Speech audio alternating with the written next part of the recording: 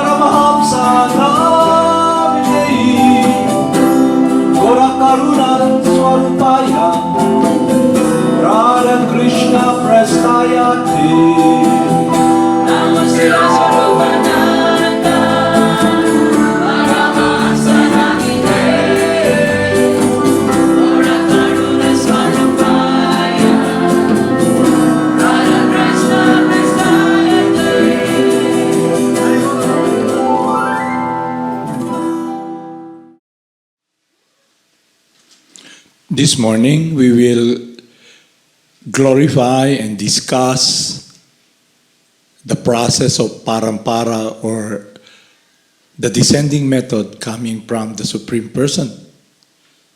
So the descending process is God's love and mercy for us.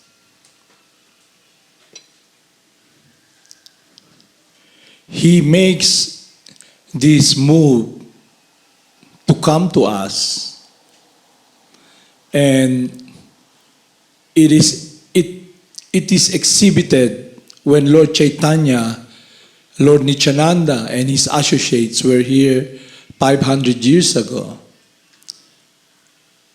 And the focal point, or the main process, is the Supreme Person descends as the holy names, comes to us through the mercy of His loving representative. So I'll read here now our situation wherein all of us can identify ourselves, what we see, what we focus, the conditioning or the direction that we are heading or treading, the path that we struggle so hard to walk, to achieve what has been a conditioning in our mind through sense perception. And it is about one's security, one's happiness, one's shelter. So I'll read here how Lord Chaitanya relates to his devotees and all of us, his attitude, and how he approaches us. It is exhibited the way he approached this great hero who is a scholar, who defeated everyone from all corners of the world. So he travels as a great scholar, a hero, to show his prowess in poetry, in literary conversation. And here, Lord Chaitanya showed him his mercy, and he embraced this person, purified this person through his kindness. And we can see also in ourselves what separates us from this relationship of receiving the love that is being given to us, the care, the kindness, the compassion to help us, to save us. Because it is a process wherein it is sustainable, because it is inherent in all of us. Our eternality, our true eternal position as eternally the loving servant of the Supreme Person.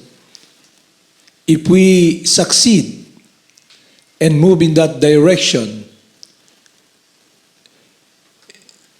with the path that has been given to us by our Gurudev, who's coming from the long chain of unbroken spiritual masters, whose teaching is synonymous with the teachings of Lord Krishna inseparable.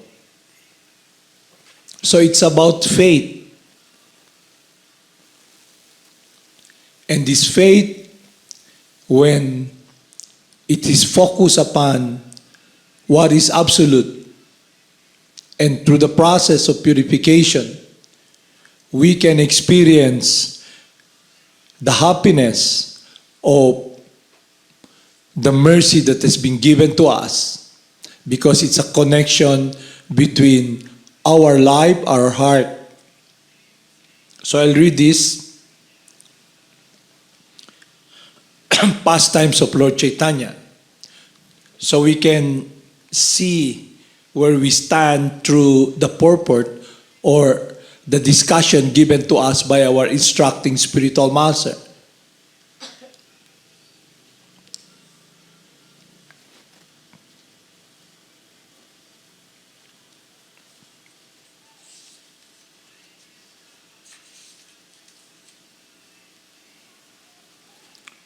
I worship Lord Sri Chaitanya Mahaprabhu, whose nectarian mercy flows like a great river, inundating the entire universe.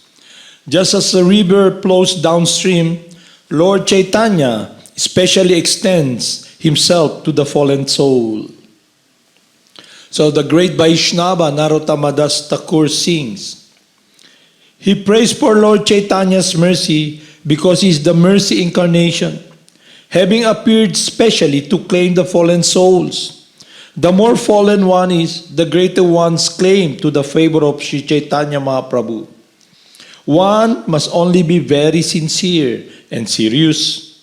Despite being contaminated by all bad qualities of this Kali Yuga, if one surrenders unto the lotus feet of Sri Chaitanya Mahaprabhu, the Lord will surely and certainly deliver him. The best example is Jagad and Madai. In this age of Kali, practically everyone is like Jagad and Madai. But the Sankirtan movement, inaugurated by Lord Chaitanya, is still flowing like a great river, inundating the entire world. And thus, the great Vaishnavas are successfully claiming the fallen souls to free them from contamination.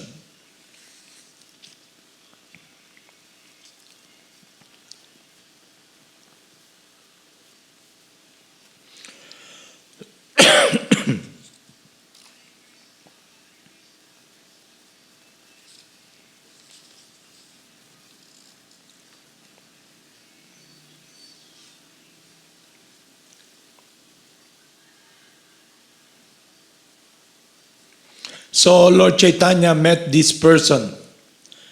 Bhagavandas Thakur has previously elaborately described this. That which is clear need not be scrutinized for qualities and faults.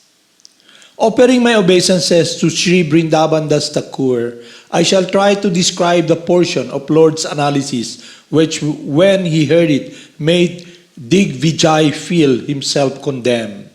So this great hero, Digvijay, the great scholar, he is the disciple of the goddess of learning, Goddess Sarasvati. On one full moon night, the Lord was sitting on the bank of the Ganges with his many disciples and discussing literary topics. Coincidentally, Keshav Kashmir Pandit also came there. While offering his prayers to Mother Ganges, he met Lord Chaitanya Mahaprabhu. The Lord received him with adoration, but because Keshav Kashmir was very proud, he talked to the Lord very inconsiderately. Okay. I understand that you are a teacher of grammar, he said, and that your name is Nimai Pandit. People speak highly, very highly of your teaching of beginner's grammar. Okay. So he assessed already and assumed and point that Lord Chaitanya is a beginner teacher of grammar. Okay. So this is the process of parampara, the descending method from the purport of our instructing spiritual master.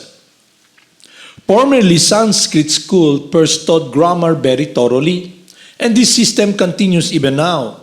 A student was supposed to study grammar carefully for 12 years in the beginning of his life, because if one is expert in the grammar of Sanskrit language, all the shastras are open to him. Sri Chaitanya Mahaprabhu was famous for teaching grammar to students, and therefore Keshav Kashmir first referred to his position as a teacher of grammar. He was very proud of his literary career. He was far above the first lesson of grammar, so he taught the position of Nimai Pandit not at all comparable to his own. Ayan.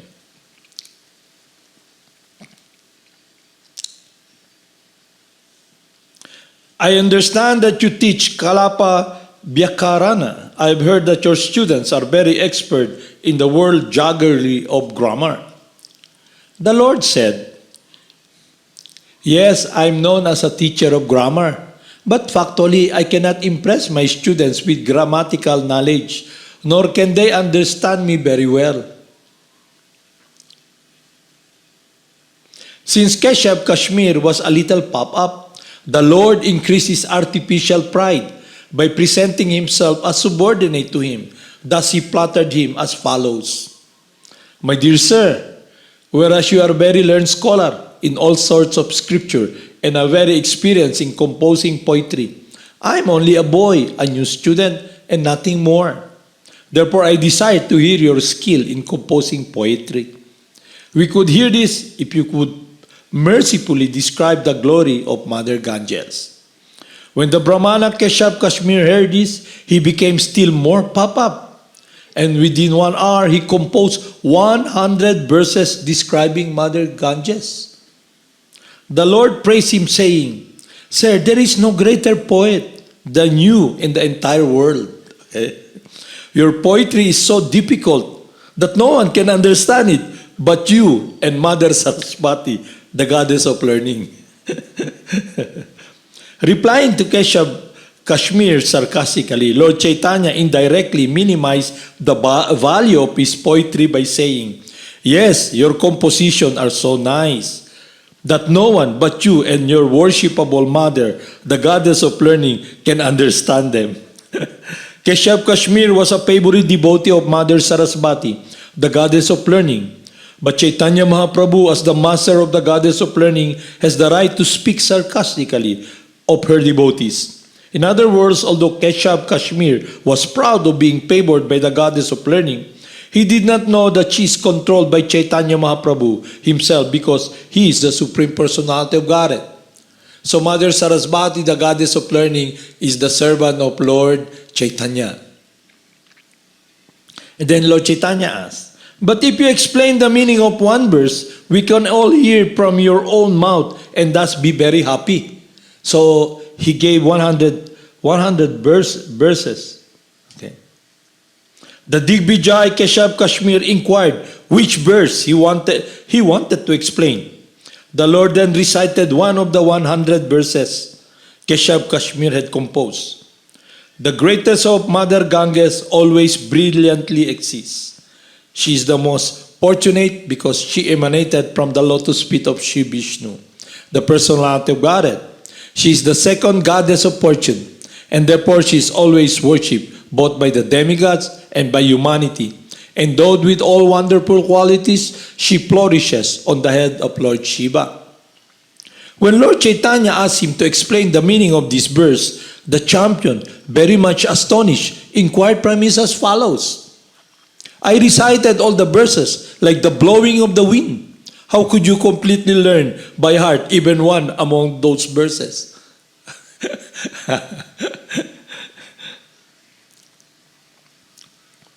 So here, the purport of this is this. The process of parampara. In this connection, it is very important. Word, shruti means hearing. And dara means one who can capture. Okay? You hear, you listen. When you hear, you listen, then you capture, you understand. Okay. one who can capture permanently before the beginning of Kali Yuga almost everyone, especially among the intelligent men. The Brahmanas was a Sritidhara who can hear, who can capture and pass on what he did hear from his spiritual master. As soon as a student heard any of the Vedic wisdom from his master, he would remember it forever because it's living knowledge, life, not different from Krishna. There was no need to refer to books, and therefore there was no written books in those days. The spiritual master delivered the Vedic hymns and their explanation to the student, who would then remember them forever without consulting books. To become a Sritidhara, one who can remember simply by hearing, is a great achievement for a student. In Bhagavad Gita, the Lord says, "Know that all beautiful, glorious, and mighty creation is spring from but a spark of my splendor." As soon as we find anything extraordinary, we should understand that such an extraordinary manifestation is a special grace of the Supreme Personality of Godhead. Therefore, Lord Chaitanya replied to the champion Keshav Kashmir that just as he was greatly proud of being a favorite devotee of Mother Saraswati, so someone else, like he himself, being favored by the Supreme Personality of Godhead, could become a Shrutidhara and thus memorize anything immediately simply by hearing. So here it is emphasized the process of parampara. Lord Chaitanya approached Isbarapuri and inquired from him, surrendered to him, and was given instruction to chant the Mahamantra. So, in Bhagavad Gita, Lord Krishna tells us, "From me comes remembrance and forgetfulness. To those who are constantly devoted unto me, I give them the understanding by which they can come to me." So the process that we do follow is that we get connected with what is eternal. And what is eternal? It is about our eternal, loving world of rendering pure devotional service to the Supreme Person.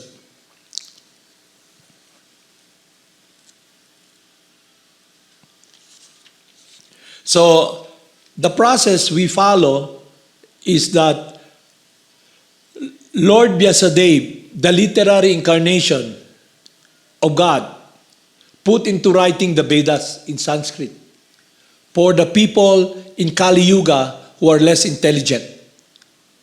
Because in Kali Yuga, the symptom is that our memory is very short. We forget immediately. Okay. And the mind is so disturbed. If you look closely, Srimad Bhagavatam, the teachings of Parampara, was passed on to Arjuna by Lord Krishna. In the beginning, he is confused. And after hearing, his confusion was not there anymore. Because the process coming from hearing from the Supreme Person purifies one that connects us to a world that is not touched by the modes of material nature. That we are able to experience a connection with a relationship with the Supreme Person. In the case of Arjuna, he rendered service to the Supreme Person by following the instruction that was given to him. But before following it, Lord Krishna taught him the science of the soul and what is devotional service, and specifically the will, the desire of the Supreme Person. And at the end of Bhagavad Gita, he decided to do the will of God.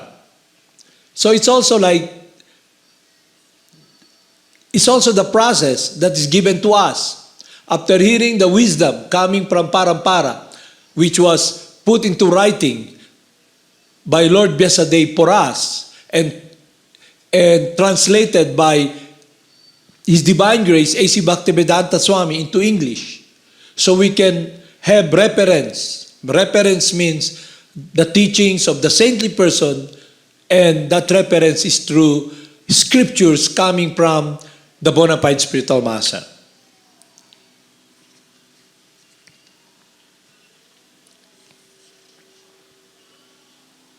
So look closely that when Maharaj Pariksit, he has 7 days to live because he was cursed by the son of the Brahmana that he will die and be killed by the snake that will kill him in 7 days. So he knows he has 7 days to live in the body. So he can counteract that with mantras, but he did not do it. Rather, he inquired from the saintly person, his advisor, what he should do.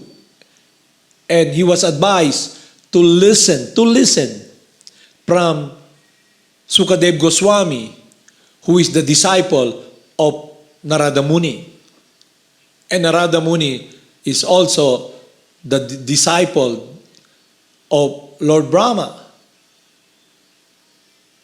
So the process that was given to him, the Srimad Bhagavatam we read, was put into writing for us so we can read it and remember the teachings. Because if we just use the mind, it's very hard for someone in Kali Yuga, for all of us, to just sit down and listen without eating, without sleeping, without drinking water.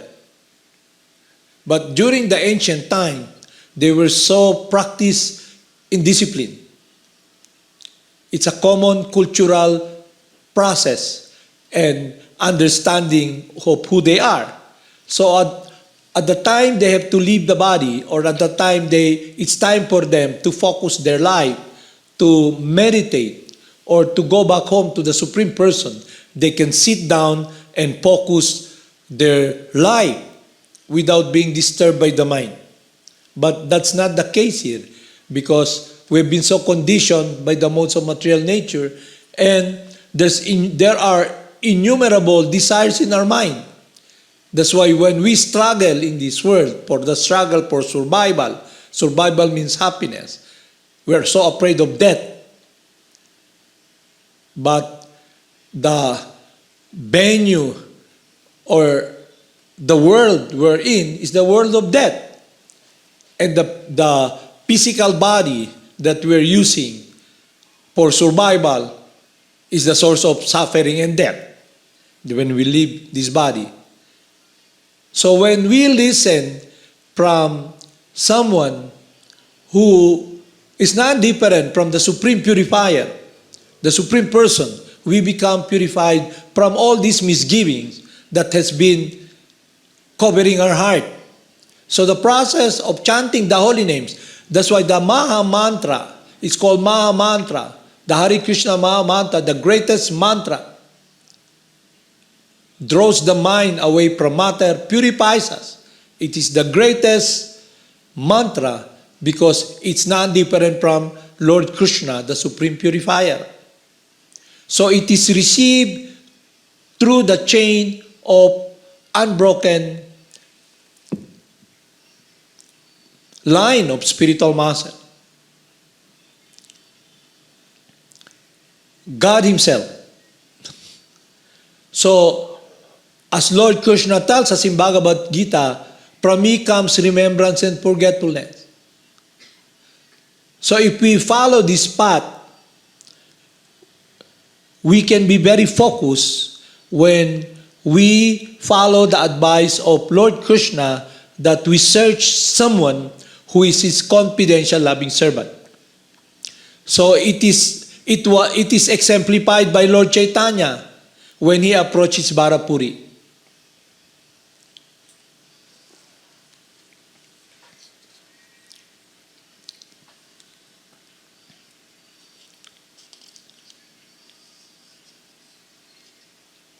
So you see here the attitude of Lord Chaitanya, how he deals with this great poet.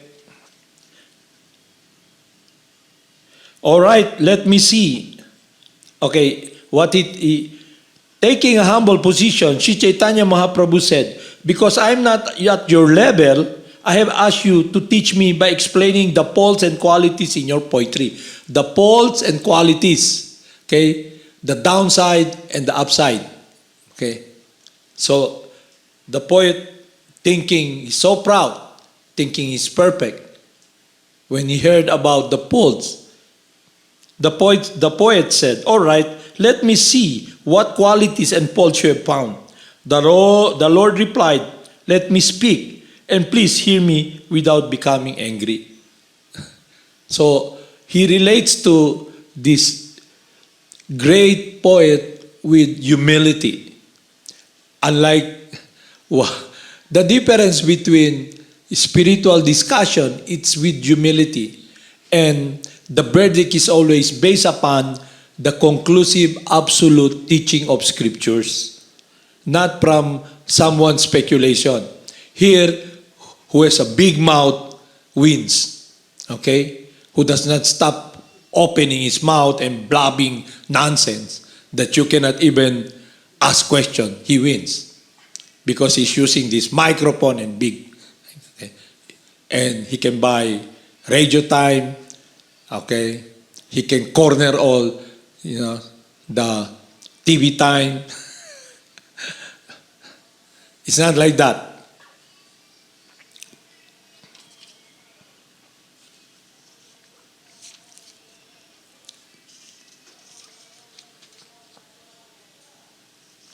So, I won't read much of those literary conversation because it's so deep, the grammar, the discussion. So I'll just read what happened afterwards. Okay.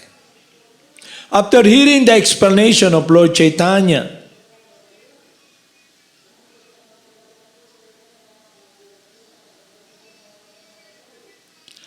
the champion poet struck with wonder. His cleverness stunned, could not say anything. Okay. This mere boy has blocked my intelligence. I can therefore understand that Mother Saraswati has become angry with me. The wonder explanation the boy has given could not have been possible for a human being.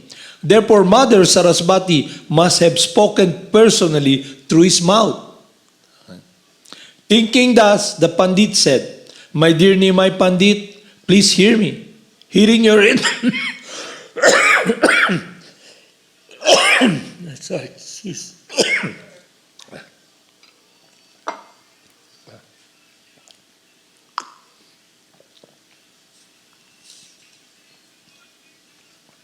Thinking thus, the Pandit said, my dear Nimai Pandit, please hear me.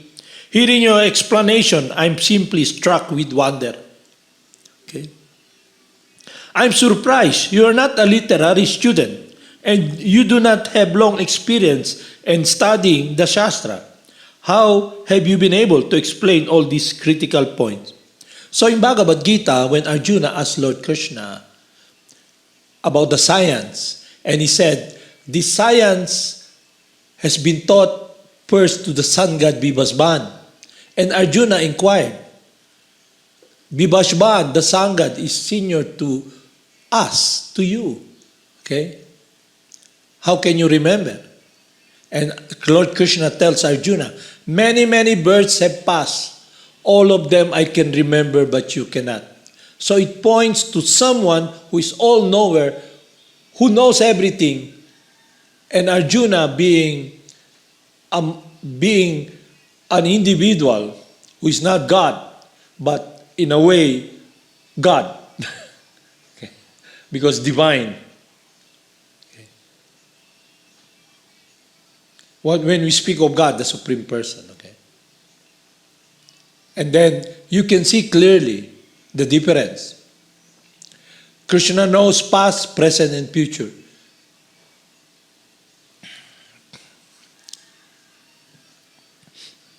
My dear sir, hearing this and understanding the Pandit's heart, Sri Chaitanya Mahaprabhu replied in a humorous way. My dear sir, I do not know what is good composition and what is bad. But whatever I've spoken must be understood to have been spoken by Mother Sarasvati. When he heard this judgment from Lord Chaitanya Mahaprabhu, the Pandit sorrowfully wondered why Mother Sarasvati wanted to defeat him through a small boy. I shall offer prayers and meditation to the goddess of learning. The champion concluded and asked her why she has insulted me so greatly through this boy. Okay? So, Lord Krsna doesn't want his devotees to be arrogant, to be puffed up. That's why the teachings of Bhagavad Gita, that when we can be embracing, surrendering, loving the Supreme Person, when we're feeling lower than the straw in the street, more tolerant than the tree, and devoid of all sense of false prestige, and ready to offer all respects to others. So when a person asks, we make effort to be close with the Supreme Person, what we should be doing is that we should see what separates us. And what separates us is our own will. Because we think we can protect ourselves. And the ignorance of thinking that we're self-sufficient.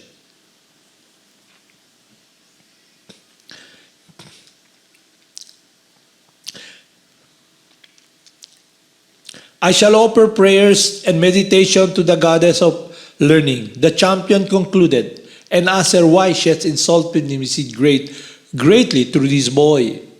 Sarasvati had in fact induced the champion to compose his verse in an impure way. Furthermore, when it was discussed, she covered his intelligence, and thus the Lord's intelligence was triumphant. So the spiritual master always is a well-wisher of his disciple.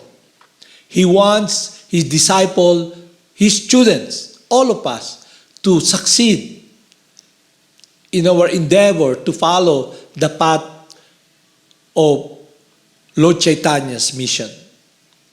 He's the most merciful.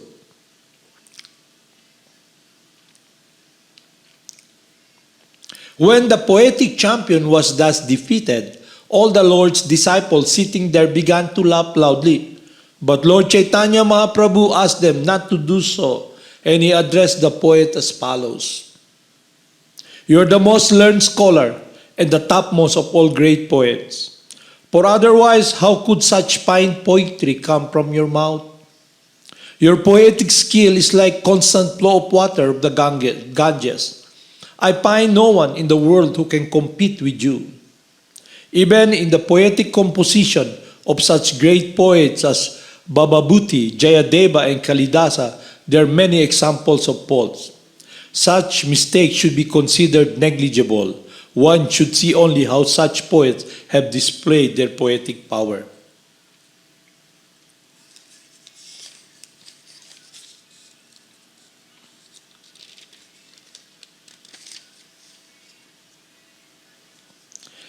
I'm not even fit to be your disciple, Lord Chaitanya is talking to him.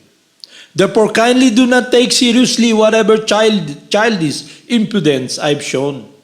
Please go back home, and tomorrow we may meet again so that I may hear discourses of the Shastra from your mouth. In this way, both the poet and Chaitanya Mahaprabhu went back to their homes. And at night, the poet worshipped Mother Sarasvati. So he worshipped his spiritual mentor, the goddess of learning. In a dream, the goddess informed him of Lord's position. And the poetic champion could understand that Lord Chaitanya Mahaprabhu is the Supreme Personality of Godhead. On the next morning, the poet came to Lord Chaitanya and surrendered unto him to his lotus feet. The Lord bestowed his mercy upon him and cut off all his bondage to material attachment. The poetic champion was certainly most fortunate. His life was successful by the dint of his vast learning and erudite scholar, and thus he attained the shelter of Lord Chaitanya Mahaprabhu. Srila Vrindavandas has described all these incidents elaborately. I have only presented the specific incident he has not described. The nectarian drops of Sri Chaitanya Mahaprabhu's pastime can satisfy the senses of everyone who hears them. Praying at the lotus feet of Sri Rupa and Raghunatha, always desiring their mercy, I, Krishna Das, narrate Chaitanya Charitamrita following their footsteps. So we can see here how Lord Chaitanya, through the blessing of the spiritual master of the great poet, Mother Sarasvati, through her mercy, he became a pure loving servant of the Supreme Person. So, when we come in contact with the disciplic succession, the spiritual master is our well-wisher. He wishes us well eternally to succeed, to please the Supreme Person, to love the Supreme Person. And the reason we do need someone to follow who is a bona fide spiritual master, a devotee of the Supreme Person, because that relationship of hearing from him becomes our foundation to relate to the Supreme Person. That relationship. So, all of you here are temporarily in this body. So now, if we follow the path that Lord Chaitanya treaded by approaching Ishvara Puri, who's coming from the long line of unbroken chain of spiritual master up to Lord Krishna, and simply and faithfully followed the instruction of Ishvara Puri,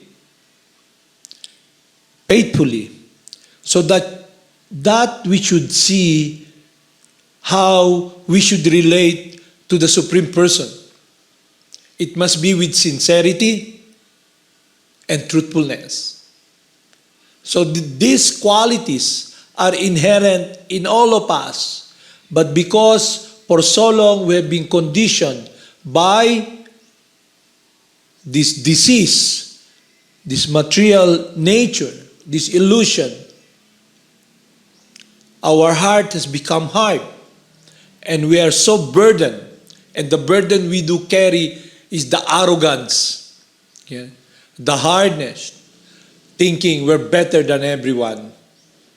Just like this great Vaishnava who was given mercy by the spiritual master, Goddess Sarasvati, the goddess of learning, bless him by putting faults in his poetry and thinking he's so perfect. Lord Chaitanya pointed to him his imperfection. And when he was defeated by Lord Chaitanya, because he became stunned. He cannot defend or protect himself already. So he approached Mother Sarasvati and asked what happened. And Mother Sarasvati, the spiritual master of this great person, told him that the person who he discussed the poetry is none other as the Supreme Personality of Godhead, who is the master of Goddess Sarasvati. So, what separates us from the third prayer of feeling humility is this arrogance, that we're thinking we got something to protect ourselves. And in this case, his erudite scholarship of grammar, and most of us here, we think we are Lord, we own, but we don't own anything. We're Paul's Lord. So what separated this person is his arrogance and we can also see in ourselves what separates us from relating to God. We check ourselves, and it boils down of our own selfish motives to please ourselves. If we follow this path of doing our will, we will never be experiencing shelter and protection. We will not be able to receive the mercy that is given to us. That's why the path we do follow is that it is based upon sincerity. It's based upon hearing. Hearing means listening, following the will of God. In the beginning, we just listen, but there's so many impediments in our mind that we cannot be focused. But the more we chant, the more we become purified from the contamination of what has covered us, what has made our heart hard. Then we begin to see. It's just like coming out of this dark hole and putting ourselves in the presence of light. Then we can see. But when a person is shackled, anchored in this world, and carrying the burden, it is described by the saintly person that the body is like a burning forest. That there's, when someone is in the forest and it's burning, he cannot stay put. Okay. So you need the element of water to put out the fire. So we're burning with lust. And what will purify us is God Himself, the holy names. So the sound we do hear, mundane sound, we become engrossed to this world. We become anchored in this world. Because there is a great influence of the modes of material nature that we are encumbered, we are shackled, and we are forced to do something we don't want to do. We're thinking we're the doer, but in a truest sense, it is material nature who's doing everything, and we're just simply enslaved and puppet, being pulled by the puppet, the string of the puppet master, material nature. So when we begin to become purified in this path, and the path is about focusing our life, our heart, the meditation, the process wherein we can focus our love, our whole being, is now under the protection and guidance of God Himself. So He protects us. When we receive this process, we receive Him through His loving representative. That's why it is Lord Krishna's advice that we render loving service and listen to His confidential loving servant. Because if you don't have love for God, how can you teach love for God? So what do so-called gurus teach? Join the group, surrender to the group, and where is your strength? With the group. Okay. So the spiritual master has no desire for students or disciple. He is simply the well-wisher of the spirit soul in different bodies. Because definitely, what's the value of having so many followers? They're gonna die anywhere and leave their bodies.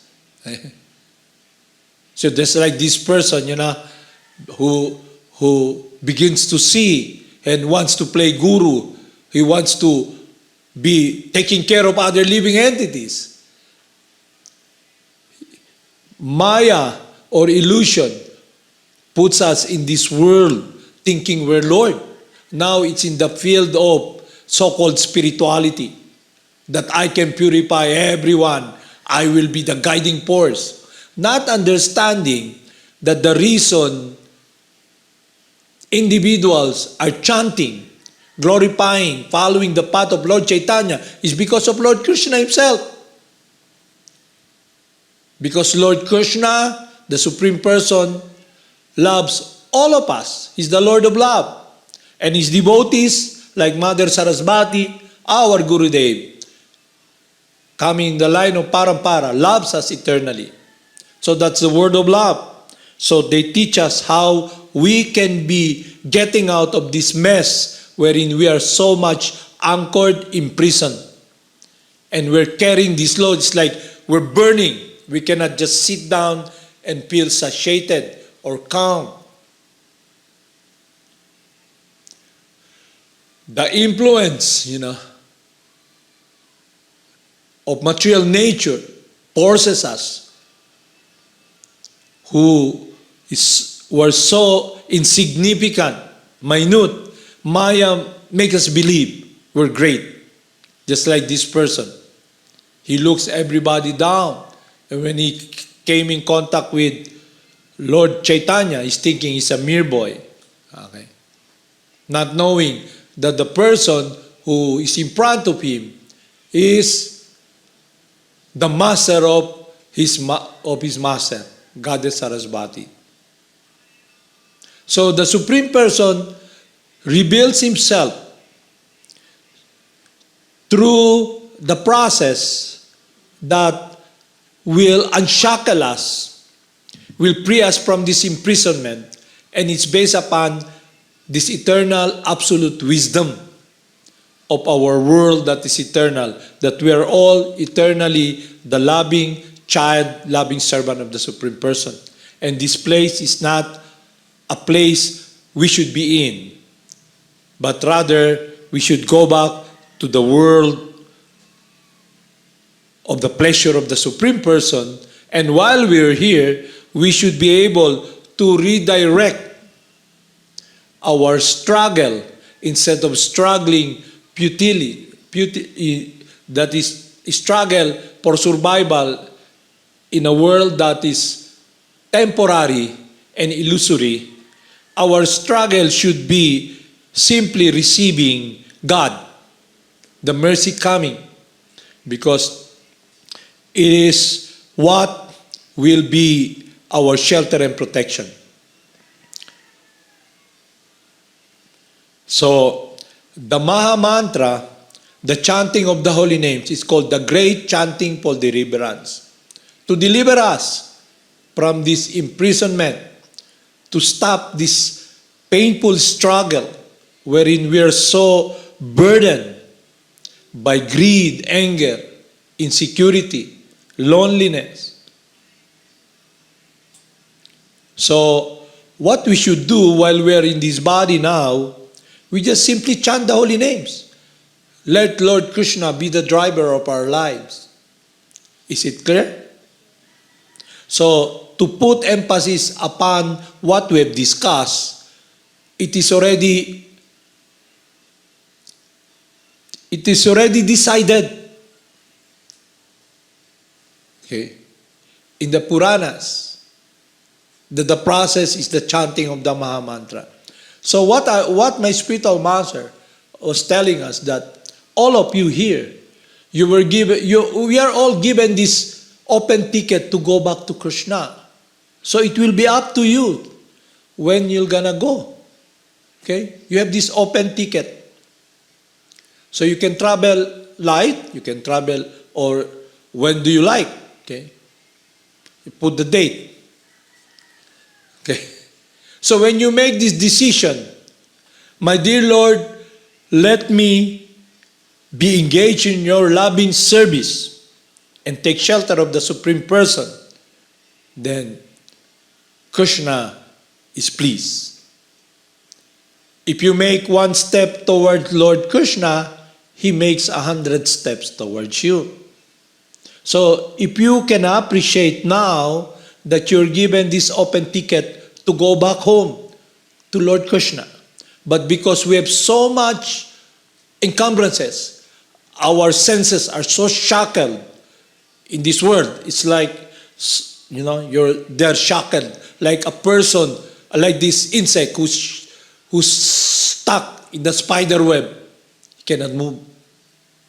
Why? Because of our personal interest following the desire. The mode of passion, goodness, and ignorance. Maya. Okay. And when you chant the holy names, you're able to see Maya. You're able to see what is illusion with this wisdom that is eternal, about your eternality, about what you're longing for. And that becomes your meditation every moment of your life. When you chant, the mind cannot stop chanting. In the beginning, you make effort. But after a while, you chant, the tongue cannot stop chanting. The mind cannot stop chanting. And then Krishna dances on your lips. Krishna reveals himself to you. You can remember and appreciate Krishna's pastimes through Krishna's mercy. But there must be this sincerity and surrender. Love is already there because the Supreme Person is the Lord of Love. The question is us, marginal living entity. We can decide to love the Supreme Person or to love ourselves, to do our own will or to be guided and protected by God. So that will be up to you. So if you're intelligent, okay, there's this giant boat that will not sink, okay, that will be our vehicle. So the living entity is picked up by the spiritual master, because the spiritual master is the personification of God's love. He comes and gives us the holy names. So that is the mission of Lord Chaitanya and all the spiritual master, to bring us back.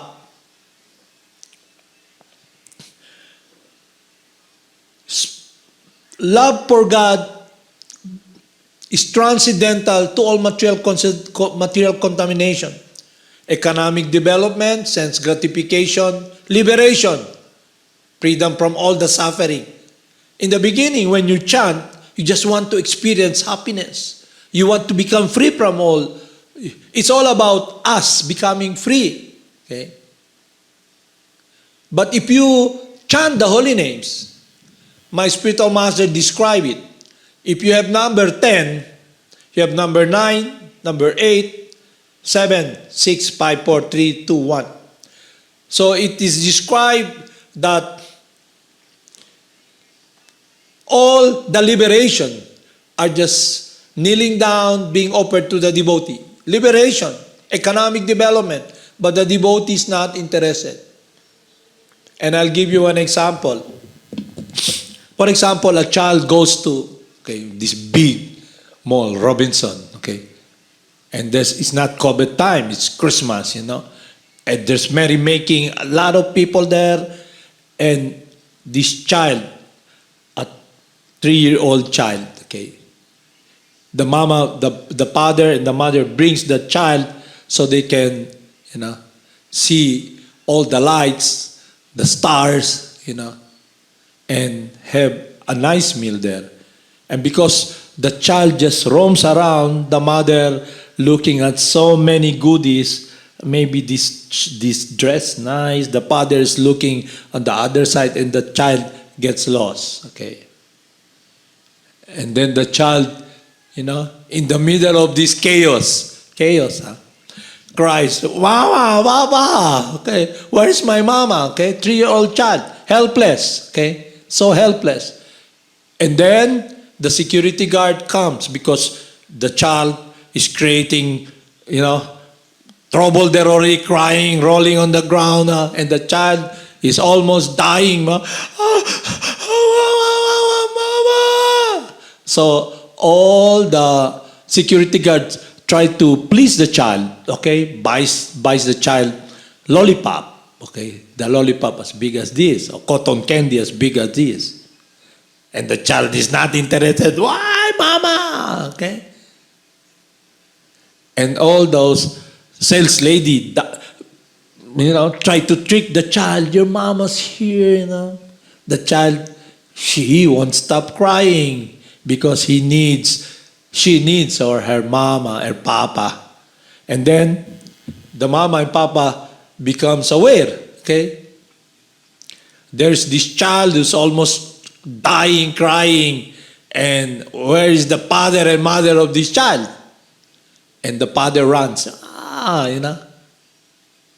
And when the child sees the father, the mother immediately embraces the father and the mother. Okay? Look at ourselves. Are we having this relationship with the Supreme Person? In this mood of what Lord Chaitanya came here, in the mood of loving separation.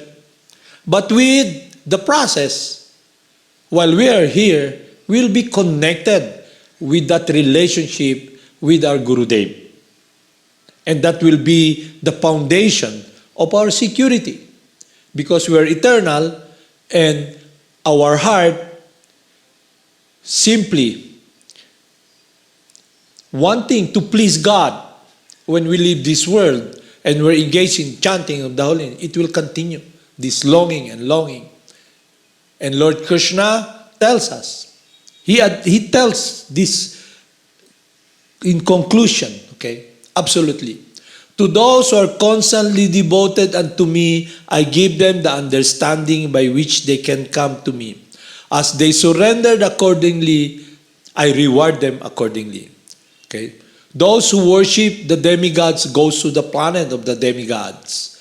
Those who worship the ancestor goes to the planet of the ancestors. Okay? Those who worship me with love and devotion comes to me. So it's already assured. Like you have already this ticket. It's up to you to make the decision. My dear Lord, let me serve and love you. Okay. So what happened to this great poet? He thinks he's so great.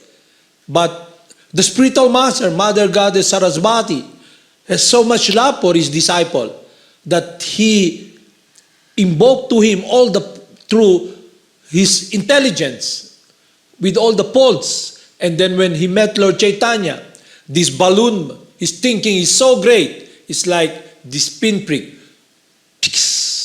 The balloon, he so pop up. So also us here, what is your shelter? What is your security? What do you really have? Okay. You come here with nothing, you're gonna live with nothing. But you're thinking, I'm great, I'm rich, I'm beautiful. We are proud. And this is like a balloon that we plot.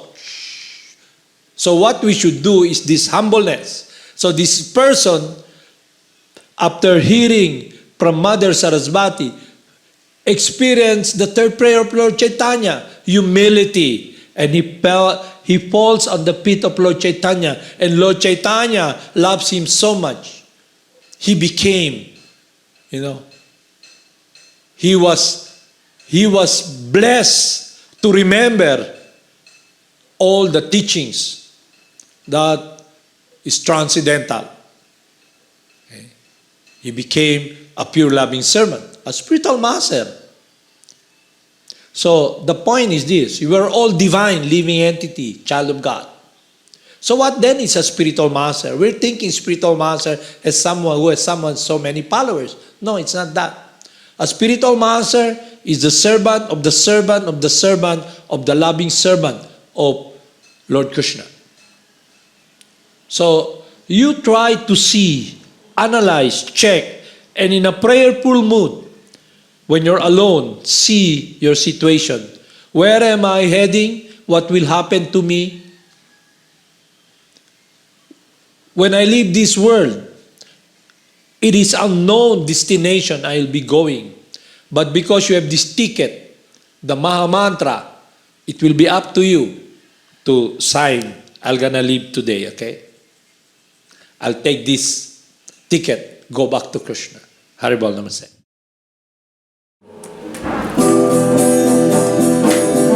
Haribol, everybody sing and dance.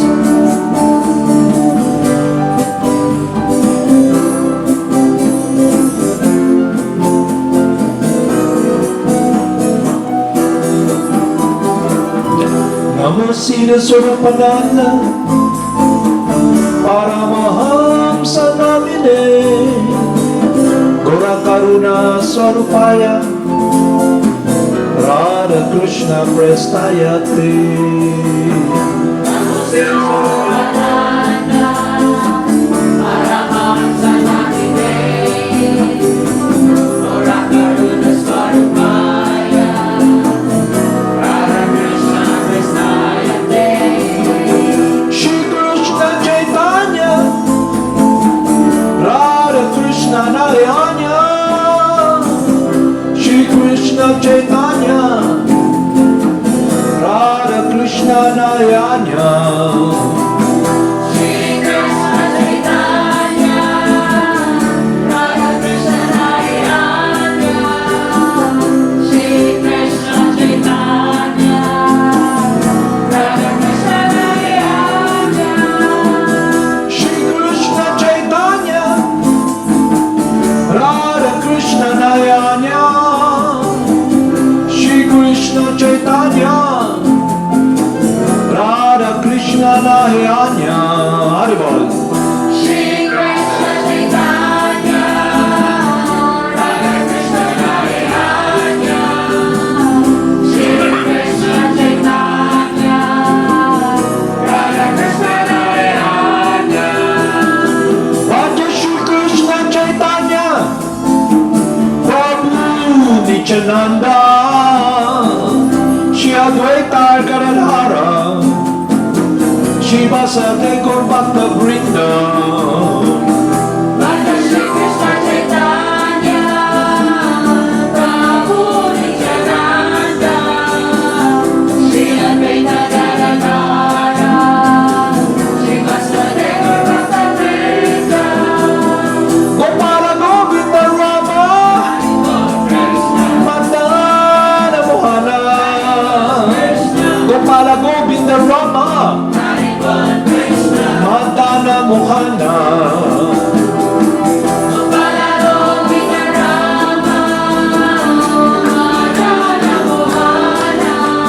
Haribol, Tagore.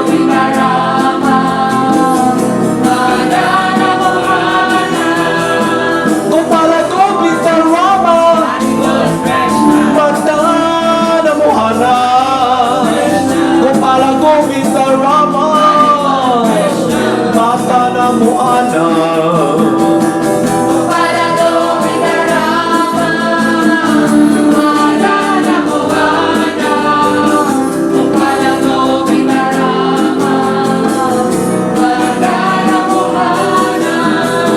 Gopala Govinda Rama, Madana Mohana, Gopala Govinda Rama, Madana Mohana. Haribol, Nitai Gaur, Haribol, Lord Chaitanya, Haribol, Haribol. Gopala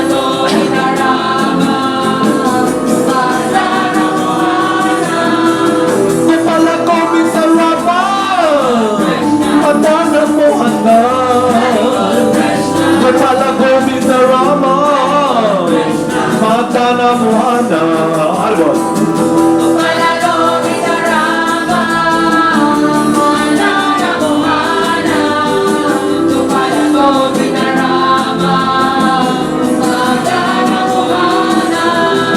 Gopala Govinda Rama, Madana Mohana, Gopala Govinda Rama, Madana Mohana. Haribol.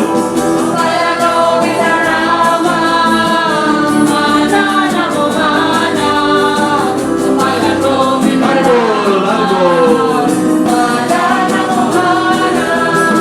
Gopala Govinda Rama, Madana Mohana, Gopala Govinda Rama, Madana Mohana. Haribol.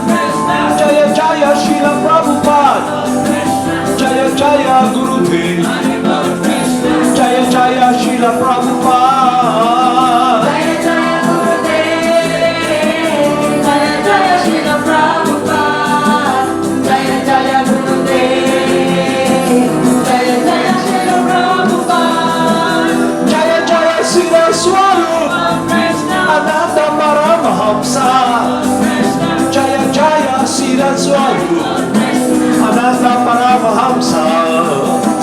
Jaya Jaya Siddhaswarupananda Paramahamsa. Jaya Jaya Siddhaswarupananda Paramahamsa. Namo Siddhaswarupananda Paramahamsa Namine Gora Karuna Swarupaya Radha Krishna Prestayate